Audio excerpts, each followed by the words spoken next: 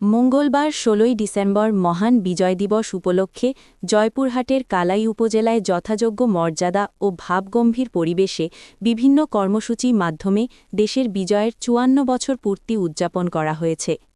দিবসটির সূচনা হয় সূর্যোদয়ের সঙ্গে সঙ্গে ৩১ বার তোপধ্বনির মাধ্যমে।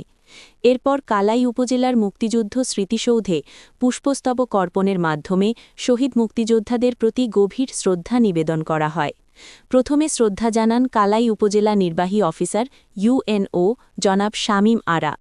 এরপর কালাই থানা অফিসার ইনচার্জ ওসি জনাব রফিক, কালাই বিএনপি ও এর অঙ্গ সংগঠন, কালাই জামায়াতে ইসলামী, কালাই উপজেলা যুব অধিকার পরিষদ, কালাই ফায়ার সার্ভিস সহ বিভিন্ন সরকারি ও বেসরকারি প্রতিষ্ঠান এবং উপজেলার সর্বস্তরের জনগণ একে একে শহীদদের প্রতি শ্রদ্ধা নিবেদন করেন।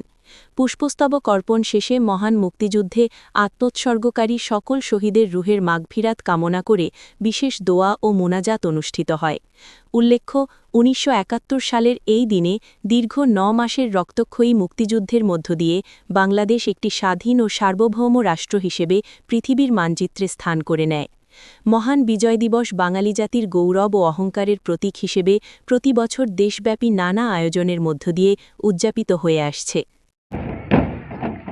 পায়ে হেঁটে চলেছে সুসজ্জিত কাকলি শিশু নিকেতন ও সদর উচ্চ বিদ্যালয় দল। এরপর অভিবাদন মঞ্চের দিকে এগিয়ে যাচ্ছে কালাই বালিকা উচ্চ বিদ্যালয় দল। কালাই বালিকা উচ্চ বিদ্যালয় দল আমরা দেখতে পাচ্ছি দীপ্ত গতিতে কালাই বালিকা উচ্চ বিদ্যালয় দল অভিবাদন মঞ্চের দিকে এগিয়ে যাচ্ছে। সুশৃঙ্খলভাবে সুন্দরভাবে মার্চ পাস করে কালাই বালিকা বিদ্যালয় অভিবাদন মঞ্চের